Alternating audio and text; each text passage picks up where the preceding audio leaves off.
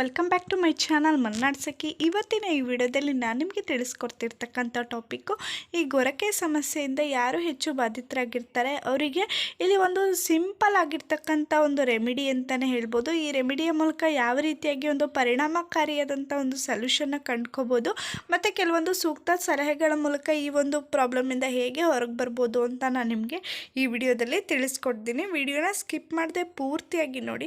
ಹಾಗೆ ನಿಮಗೆ ವಿಡಿಯೋ ಇಷ್ಟ ಆದಲ್ಲಿ ದಯವಿಟ್ಟು ಒಂದು ಲೈಕ್ ಮಾಡಿ. ಹಾಗೆ ಕಮೆಂಟ್ ಸೆಕ್ಷನ್ನಲ್ಲಿ ನಿಮ್ಮ ಅನಿಸಿಕೆ ಅಭಿಪ್ರಾಯಗಳು ಏನೇ ಇದ್ದರೂ ಕೂಡ ಈ ವಿಡಿಯೋ ಬಗ್ಗೆ ಕಮೆಂಟ್ ಮಾಡಿ. ಹಾಗೆ ಆದಷ್ಟು ವಿಡಿಯೋನ ಹೆಚ್ಚು ಹೆಚ್ಚು ಜನರೊಂದಿಗೆ ಶೇರ್ ಮಾಡಿ. ಹಾಗೆ ಯಾರು ನನ್ನ ಚಾನಲ್ನು ಕೂಡ ಸಬ್ಸ್ಕ್ರೈಬ್ ಮಾಡಿಲ್ಲ ಅವರು ದಯವಿಟ್ಟು ಸಬ್ಸ್ಕ್ರೈಬ್ ಮಾಡಿ. ಪಕ್ಕದಲ್ಲಿರುವಂಥ ಬೆಲ್ಲೈಕನ್ನ ಪ್ರೆಸ್ ಮಾಡೋದ್ರ ಮೂಲಕ ನೋಟಿಫೈ ಆಗಿರಿ. ಇದರಿಂದ ನಾನು ಮಾಡ್ತಕ್ಕಂಥ ಪ್ರತಿಯೊಂದು ವಿಡಿಯೋ ನಿಮಗೆ ಸಿಗಲಿಕ್ಕೆ ಸಾಧ್ಯ ಆಗುತ್ತೆ.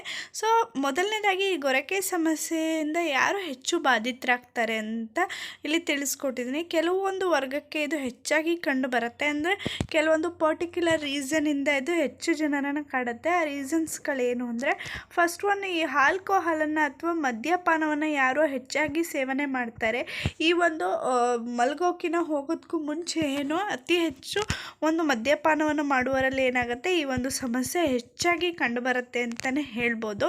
ಹಾಗೆಯೇ ಎರಡನೇದಾಗಿ ಯಾರಲ್ಲಿ ಹೆಚ್ಚು ಬಾಧಿಸುತ್ತೆ ಅಂದರೆ ಸೊ ಈ ಧೂಮಪಾನ ಮಾಡುವಂಥರಲ್ಲಿ ಅಥವಾ ಈ ಸ್ಮೋಕಿಂಗ್ ಮಾಡುವಂಥಲ್ಲಿ ಹೆಚ್ಚಾಗಿ ಏನಾಗುತ್ತೆ ಈ ಸಮಸ್ಯೆ ಕಂಡುಬರುತ್ತೆ.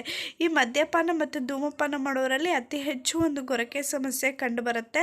ಸೊ ಇದನ್ನು ನೀವು ಅಬ್ಸರ್ವ್ ಕೂಡ ಮಾಡ್ಬೋದು. ಅಂಥ ವ್ಯಕ್ತಿಗಳಲ್ಲಿ ನಾರ್ಮಲ್ ಆಗಿ ಈ ಸಮಸ್ಯೆ ಕಂಡುಬರುತ್ತೆ. ಹಾಗೆ ಮೂರನೇದಾಗಿ ಯಾರಲ್ಲಿ ಅಂದರೆ ಈ DNS ಪ್ರಾಬ್ಲಮ್ ಅಂತ ಏನು ಕರಿತೀವಿ ಅಥವಾ ಡಿವೇಟೆಡ್ ನಾಸಲ್ ಒಂದು ಸೆಪ್ಟಮ್ ಅಂತ ಏನು ಕರಿತೀವಿ ಅವರಲ್ಲಿ ಹೆಚ್ಚಾಗಿ ಏನಾಗುತ್ತೆ ಈ ಒಂದು ಸಮಸ್ಯೆ ಕಂಡುಬರುತ್ತೆ. ನೀವು ಮೊದಲನೇ ಚಿತ್ರದಲ್ಲಿ ಏನು ಗಮನಿಸ್ಬೋದು.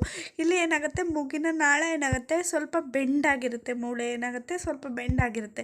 ಎರಡನೇದು ನಾರ್ಮಲ್ ಆಗಿರ್ತಕ್ಕಂಥವರು ಏನು ಒಂದು ಮೂಗಿನ ಚಿತ್ರ ಆಗಿರುತ್ತೆ. ಸೊ ಹೀಗೇನಾಗುತ್ತೆ ಬೆಂಡ್ ಆದಾಗ ಅಲ್ಲಿ ಉಸಿರಾಡಲಿಕ್ಕೆ ತೊಂದರೆ ಆಗುತ್ತೆ.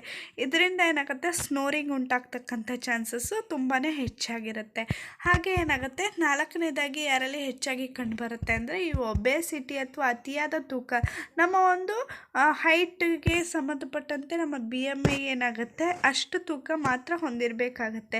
ಸೊ ಅದಕ್ಕಿಂತ ಹೆಚ್ಚಿನ ತೂಕವನ್ನು ತುಂಬ ಓವರ್ ವೆಯ್ಟ್ ಯಾರಿರ್ತಾರೆ ಅವರಿಗೆ ಏನಾಗುತ್ತೆ ಈ ಒಂದು ಸಮಸ್ಯೆ ಕಾಡಲಿಕ್ಕೆ ತುಂಬಾ ಒಂದು ಕಾರಣ ಆಗುತ್ತೆ. ಸೊ ಹಾಗಾಗಿ ಅತಿಯಾದ ಒಂದು ತೂಕ ಕೂಡ ಈ ಒಂದು ಸಮಸ್ಯೆಗೆ ಒಂದು ಪ್ರಮುಖ ಕಾರಣ ಅಂತ ಹೇಳ್ಬೋದು. ಹಾಗೆ ಏನಾಗುತ್ತೆ ಐದನೇದಾಗಿ ನಿಮಗೆ ಅತಿ ಹೆಚ್ಚು ಸ್ಟ್ರೆಸ್ ಅಂದರೆ ಒತ್ತಡವನ್ನು ತೊಗೊಳ್ತೀವಿ. ಕೆಲಸದ ಒತ್ತಡ ಆಗಿರ್ಬೋದು, ಪ್ರತಿಯೊಂದು ವಿಷಯಗಳಿಗೂ ಏನಾಗುತ್ತೆ ಸ್ಟ್ರೆಸ್ ಮಾಡ್ಕೊಳೋದಾಗಿರ್ಬೋದು, ಟೆನ್ಷನ್ ಮಾಡ್ಕೊಳೋವಂಥದ್ದಾಗಿರ್ಬೋದು. ತುಂಬ ಬೇಗ ಏನಾಗುತ್ತೆ ಅವರಲ್ಲೂ ಕೂಡ ಈ ಒಂದು ಸಮಸ್ಯೆ ಹೆಚ್ಚಾಗಿ ಕಂಡುಬರಲಿಕ್ಕೆ ಸಾಧ್ಯ ಆಗುತ್ತೆ.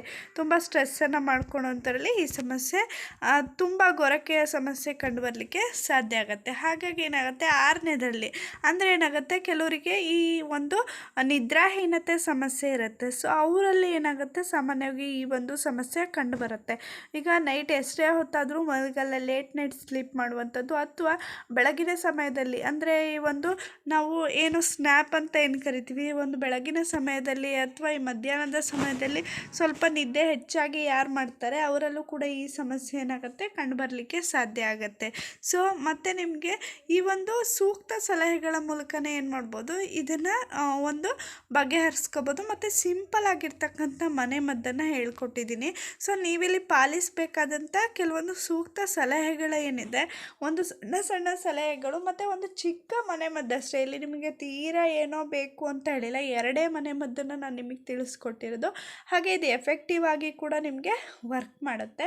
ಸೊ ಇಲ್ಲಿ ಫಸ್ಟ್ ಬಂದು ಸೂಕ್ತ ಸಲಹೆ ಏನಪ್ಪ ಅಂದರೆ ಯಾರು ಓವರ್ ವೆಯ್ಟ್ ಅಥವಾ ಒಬೆಸಿಟಿಗೆ ಒಳಗಾಗಿರ್ತೀರ ಅವರು ಹೆಚ್ಚಾಗೇನು ನಿಮ್ಮ ಒಂದು ಅತ್ಯಧಿಕ ತೂಕವನ್ನು ಒಂದು ಕಡಿಮೆ ಮಾಡ್ಕೊಳ್ಳೋದ್ರಿಂದ ಏನಾಗುತ್ತೆ ಈ ಒಂದು ಗೊರಕೆ ಸಮಸ್ಯೆಯಿಂದ ಹೊರಬರಲಿಕ್ಕೆ ಸಾಧ್ಯ ಆಗುತ್ತೆ. ಈ ಒಂದು ಸಲಹೆಯನ್ನು ಪಾಲಿಸೋದ್ರ ಮೂಲಕನೂ ಏನಾಗುತ್ತೆ ನಿಮ್ಮ ಒಂದು ಸಮಸ್ಯೆಯಿಂದ ಹೊರಬರಲಿಕ್ಕೆ ಸಾಧ್ಯ ಆಗುತ್ತೆ. ಎರಡನೇದಾಗಿ ಏನಾಗುತ್ತೆ ಈ ಒಂದು ಆಲ್ಕೋಹಾಲ್ ಒಂದು ಏನು ಸೇವಿಸ್ತಾ ಇರ್ತಾರೆ ಅವರು ಏನಾಗುತ್ತೆ ಈ ಸಮಸ್ಯೆಯಿಂದ ಅತಿ ಹೆಚ್ಚು ಬಾಧಿತರಾಗುವಂಥ ಒಂದು ಚಾನ್ಸಸ್ ಇರುತ್ತೆ ಅಂತ ಆವಾಗಲೇ ನಾನು ಹೇಳಿದೆ. ಆದಷ್ಟು ಏನು ಮಾಡಿ ನೀವು ಕುಡಿತದ ಪ್ರಮಾಣವನ್ನು ಆದಷ್ಟು ಕಡಿಮೆ ಮಾಡ್ಕೊಳ್ತಾ ಹೋದ ಹಾಗೆ ಏನಾಗುತ್ತೆ ಈ ಒಂದು ಸಮಸ್ಯೆಯಿಂದ ಹೊರಬರಲಿಕ್ಕೆ ಸಾಧ್ಯ ಆಗುತ್ತೆ. ಹಾಗೆಯೇ ಏನಾಗುತ್ತೆ ಈ ಮದ್ಯಪಾನದ ಜೊತೆಗೆ ಧೂಮಪಾನ ಮಾಡ್ತಕ್ಕಂಥದ್ದು ಕೂಡ ತುಂಬಾ ಒಂದು ಡೇಂಜರ್ ಅಂತಲೇ ಹೇಳ್ಬೋದು ಈ ಸಮಸ್ಯೆ ಇರುವಂಥವ್ರು. ಹಾಗಾಗಿ ಈ ಒಂದು ಅಭ್ಯಾಸವನ್ನು ಕಡಿಮೆ ಮಾಡೋದ್ರಿಂದನೂ ಏನಾಗುತ್ತೆ ಈ ಒಂದು ಸಮಸ್ಯೆಯಿಂದ ಹೊರಗೆ ಬರಬಹುದು.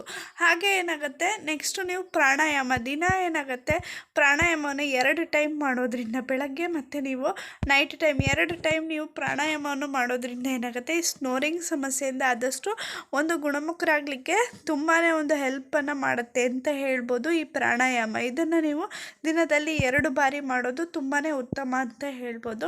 ಹಾಗೆಯೇ ನೀವು ಈ ಒಂದು ಕೆಲವರು ನಾವು ನೋಡ್ಬೋದು, ಏನಾಗುತ್ತೆ, ಒಂದು ಮಲ್ಕೊಂಡಾಗ ಬಾಯನ್ನು ತೆಗೆದುಕೊಂಡು ಮಲಗೋದು.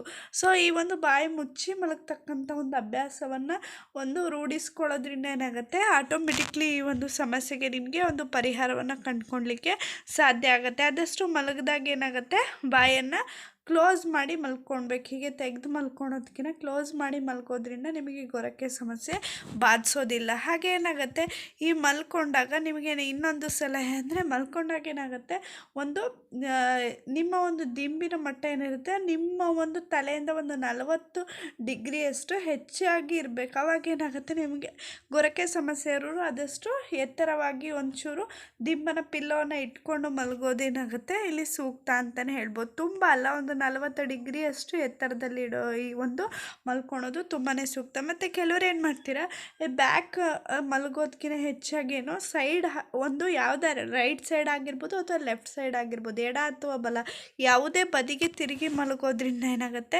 ಈ ಒಂದು ಅಂಗಾತ ಮಲಗೋದಕ್ಕಿಂತ ಹೀಗೆ ಮಲಗೋದ್ರಿಂದ ಏನಾಗುತ್ತೆ, ನಿಮಗೆ ಗೊರಕೆ ಸಮಸ್ಯೆ ಒಂದು ಬಾಧೆಯನ್ನು ಕೊಡೋದಿಲ್ಲ. ಆದಷ್ಟು ಬೇಗನೆ ಏನಾಗುತ್ತೆ, ಈ ಸಮಸ್ಯೆಯಿಂದ ಹೊರಬರಲಿಕ್ಕೆ ಸಾಧ್ಯ ಆಗುತ್ತೆ. ಕೆಲವರು ಇದನ್ನು ಟೆನ್ನಿಸ್ ಬಾಲನ್ನು ಒಂದು ಬೆನ್ನ ಹತ್ರ ಇಟ್ಕೊಂಡು ಮಲ್ಕೊತಾರೆ. ಯಾಕಂದರೆ ಅದು ಚುಚ್ಚಲಿಕ್ಕೆ ಸ್ಟಾರ್ಟ್ ಆದಾಗ ಏನಾಗುತ್ತೆ, ಅವರಿಗೆ ಒಂದು ಆ ಕಡೆ ತಿರ್ಕೊಂಡು ಬದಿಗೆ ತಿರ್ಕೊಂಡು ಮಲಗಲಿಕ್ಕೆ ಒಂದು ಸಾಧ್ಯ ಆಗುತ್ತೆ ಅಂಥೇಳಿ. ತುಂಬ ಸಿಂಪಲ್ ಆಗಿರ್ತಕ್ಕಂಥ ರೆಮಿಡಿ ಹೇಳಿದ್ದೀನಿ ಅಂತ ಹೇಳಿದೆ. ಸೊ ಆ ರೆಮಿಡಿ ಯಾವುದು ಅಂತ ನೋಡೋಣ. ಇದಕ್ಕೆ ಬೇಕಾಗಿರೋದು ಒಂದು ಕ್ರಶ್ಡ್ ಗಾರ್ಲಿಕ್, ಅಂದರೆ ನೀವು ಬೆಳ್ಳುಳ್ಳಿಯನ್ನು ಚೆನ್ನಾಗಿ ಏನು ಮಾಡಬೇಕಾಗತ್ತೆ, ಕ್ರಷ್ ಮಾಡ್ಕೊಳ್ಬೇಕಾಗತ್ತೆ. ಸಿಪ್ಪೆಯನ್ನು ನೀಟಾಗಿ ತೆಗೆದುಬಿಟ್ಟು ಏನು ಮಾಡಿ, ನೀಟಾಗಿ ಫಸ್ಟ್ ಕ್ರಷ್ ಮಾಡ್ಕೊಂಡು ಇಟ್ಕೊಳ್ಳಿ ಬೆಳ್ಳುಳ್ಳಿಯನ್ನು. ಹಾಗೆ ಏನಾಗುತ್ತೆ, ನಿಮಗೆ ಎರಡನೇದಾಗಿ ಬೇಕಾಗಿರ್ತಕ್ಕಂಥ ಇಂಗ್ರೀಡಿಯೆಂಟ್ಸ್ ಯಾವುದಪ್ಪ ಅಂದರೆ, ದೇಸಿ ಗೀ ಅಂದರೆ ಶುದ್ಧ ಹಸುವಿನ ದೇಸಿ ತುಪ್ಪವನ್ನು ತೊಗೊಳ್ಳಿ. ತುಂಬ ಉತ್ತಮವಾದಂಥ ರಿಸಲ್ಟ್ ಬೇಕು ಅಂದರೆ ನೀವು ದೇಸಿ ಗೀಯನ್ನು ಯೂಸ್ ಮಾಡಿದ್ರೆ ತುಂಬ ಉತ್ತಮವಾದಂಥ ರಿಸಲ್ಟ್ ನಿಮಗೆ ಸಿಗುತ್ತೆ. ಎರಡನ್ನೂ ನೀವೇನು ಮಾಡಿ ಹಾಕಿಬಿಟ್ಟು ಒಂದು ಬೌಲಲ್ಲಿ ಹಾಕಿ ನೀಟಾಗಿ ಏನು ಮಾಡಿ ಬಿಸಿ ಮಾಡಿ, ಆ ಬೆಳ್ಳುಳ್ಳಿ ರಸ ಏನಿದೆ ಆ ಒಂದು ದೇಸಿ ಗೀಗೆ ಬಿಟ್ಕೋಬೇಕು. ಆ ರೀತಿಯಾಗಿ ಬಿಸಿ ಮಾಡಿದ್ದು ನಿಮ್ಮ ಮೂಗಿಗೆ ಮಲಗೋದಕ್ಕಿಂತ ಮುಂಚೆ ಬಿಡಿ. ಇದರಿಂದ ನೀವು ಬೇಗನೆ ಈ ಸಮಸ್ಯೆಯಿಂದ ಹೊರಗೆ ಬರ್ತೀರಾ. ಆಮೇಲೆ ಎರಡನೇ ರೆಮಿಡಿ ಯಾವುದಪ್ಪ ಅಂದರೆ, ಈ ಮೀಡಿಯಮ್ ಹಾಟ್ ಇರ್ತಕ್ಕಂಥ ನೀರಿಗೆ ಏನು ಮಾಡಬೇಕಾಗತ್ತೆ, ನೀರು ತೊಗೊಳ್ಳಿ. 1 ಗ್ಲಾಸ್ ನೀರಾದರೆ ಸಾಕು ನಿಮಗೆ. ಇದು ಅಷ್ಟೇ ಮಲಗೋಕ್ಕಿಂತ ಮುಂಚೆ ಮಾಡ್ತಕ್ಕಂಥ ರೆಮಿಡಿ. ಹಾಗೆ ನಿಮಗೆ ಎರಡನೇದಾಗಿ ಇಲ್ಲಿ ಏಲಕ್ಕಿ ಪೌಡರ್ ಬೇಕಾಗುತ್ತೆ. ಏಲಕ್ಕಿ ಪೌಡರನ್ನು ತೊಗೊಳ್ಳಿ. ಏಲಕ್ಕಿ ಪೌಡರ್ ನಿಮಗೆ ಇಲ್ಲಿ ಒಂದು ಅರ್ಧ ಟೀ ಸ್ಪೂನ್ ಆದರೆ ಸಾಕಾಗುತ್ತೆ, ಜಾಸ್ತಿ ಬೇಡ. ಒಂದು ಅರ್ಧ ಟೀ ಸ್ಪೂನ್ ಏಲಕ್ಕಿ ಪೌಡರ್ ತೊಗೊಳ್ಳಿ. ನೀರಿಗೆ ಚೆನ್ನಾಗಿ ಮಿಕ್ಸ್ ಮಾಡಿ. ನೀವು ಮಲಗೋಕ್ಕೆ ಹೋಗೋದಕ್ಕೂ ಮುಂಚೆ ಏನು ಮಾಡಿ, ಇದನ್ನು ಕುಡಿಯೋದ್ರಿಂದ ನೀವು ಒಂದು ಹಂತವಾಗಿ ಏನಾಗುತ್ತೆ, ಈ ಒಂದು ಸಮಸ್ಯೆ ನಿವಾರಣೆಯನ್ನು ಪಡ್ಕೊಬೋದು. ಹಾಗೆ ಏನಾಗುತ್ತೆ, ಈ ಒಂದು ಬೆಲ್ಲಿ ಬಟನ್ ಅಥವಾ ಹೊಕ್ಕಳಿಗೆ ಏನಾಗುತ್ತೆ, ನೀವು ಶುದ್ಧ ದೇಸಿ ತುಪ್ಪವನ್ನು ಒಂದು ಬಳಸಿ ಒಂದು ಸ್ವಲ್ಪ 1 ಡ್ರಾಪ್ 2 ಡ್ರಾಪ್ ಏನಾಗುತ್ತೆ, ಮಲಗೋಕ್ಕಿಂತ ಮುಂಚೆ ಬೆಲ್ಲಿ ಬಟನ್ಗೆ ಬಿಡೋದ್ರಿಂದ ಕೂಡ ಏನಾಗುತ್ತೆ, ಈ ಗೊರಕೆ ಸಮಸ್ಯೆಯಿಂದ ಹೊರಗೆ ಬರಲಿಕ್ಕೆ ಸಾಧ್ಯ ಆಗುತ್ತೆ. ಈ 3ಅನ್ನು ನೀವು ಯಾವುದಾದ್ರೂ ಫಾಲೋ ಮಾಡ್ಬೋದು. ಮತ್ತು ದೇಸಿ ಗೀ ಇಲ್ಲ ಅಂದ ಪಕ್ಷದಲ್ಲಿ ಮಾತ್ರ ಬೇರೆ ಯಾವುದಾದ್ರು ತುಪ್ಪವನ್ನು ನೀವು ತೊಗೊಬೋದು. ಆದರೆ ದೇಸಿ ಗೀ ತುಂಬಾ ಒಳ್ಳೆಯದು, ನಿಮಗೆ ಎಫೆಕ್ಟಿವ್ ರಿಸಲ್ಟ್ ಕೂಡ ಕೊಡುತ್ತೆ. ಮೊದಲ ರೆಮಿಡಿಗೂ ಅಷ್ಟೇ, ಆದಷ್ಟು ದೇಸಿ ಗೀಯನ್ನೇ ಯೂಸ್ ಮಾಡಿ. ಮತ್ತು ಬೆಳ್ಳುಳ್ಳಿ ಜೊತೆಗೆ ದೇಸಿ ಗೀ ಯೂಸ್ ಮಾಡೋದ್ರಿಂದ ನಿಮಗೆ ಬೇಗನೆ ರಿಸಲ್ಟ್ ಕೊಡುತ್ತೆ. ಮತ್ತು ಆದಷ್ಟು ಏನು ಮಾಡಿ, ಈ ಎಲ್ಲ ಟಿಪ್ಸನ್ನು ಫಾಲೋ ಮಾಡೋದ್ರ ಮೂಲಕ ಈ ಸಮಸ್ಯೆಯಿಂದ ಒಂದು ಹೊರಬರಲಿಕ್ಕೆ ತುಂಬಾ ಒಂದು ಸಹಾಯ ಆಗುತ್ತೆ. ನೀವು ಇದನ್ನು ಕಂಟಿನ್ಯೂಯಸ್ ಆಗಿ ಮಾಡೋದ್ರಿಂದ ಏನಾಗುತ್ತೆ, ಆದಷ್ಟು ಬೇಗ ಈ ಸಮಸ್ಯೆಯಿಂದ ಹೊರಗೆ ಬರ್ತೀರಾ. ನಿಮಗೆ ಈ ವಿಡಿಯೋ ಇಷ್ಟದಲ್ಲಿ ದಯವಿಟ್ಟು ಲೈಕ್ ಮಾಡಿ, ಕಮೆಂಟ್ ಸೆಕ್ಷನಲ್ಲಿ ನಿಮ್ಮ ಅನಿಸಿಕೆ ಅಭಿಪ್ರಾಯಗಳನ್ನು ಕಮೆಂಟ್ ಮಾಡಿ. ಆದಷ್ಟು ಹೆಚ್ಚು ನಿಮ್ಮ ಫ್ರೆಂಡ್ಸ್ ಆ್ಯಂಡ್ ಫ್ಯಾಮಿಲಿ ಒಟ್ಟಿಗೆ ಶೇರ್ ಮಾಡಿ. ಯಾರು ನನ್ನ ಚಾನಲ್ನ ಇನ್ನೂ ಕೂಡ ಸಬ್ಸ್ಕ್ರೈಬ್ ಮಾಡಿಲ್ಲ ಅವರು ದಯವಿಟ್ಟು ಸಬ್ಸ್ಕ್ರೈಬ್ ಮಾಡಿ, ಪಕ್ಕದಲ್ಲಿರುವಂಥ ಬೆಲ್ಲೈಕನ್ನು ಪ್ರೆಸ್ ಮಾಡಿ. ಇದರಿಂದ ನಾನು ಮಾಡ್ತಕ್ಕಂಥ ಪ್ರತಿಯೊಂದು ವಿಡಿಯೋ ನಿಮಗೆ ಸಿಗಲಿಕ್ಕೆ ಸಾಧ್ಯ ಆಗುತ್ತೆ. ನನ್ನ ವಿಡಿಯೋನ ಪೂರ್ತಿಯಾಗಿ ನೋಡಿದ್ದಕ್ಕಾಗಿ ಧನ್ಯವಾದಗಳು.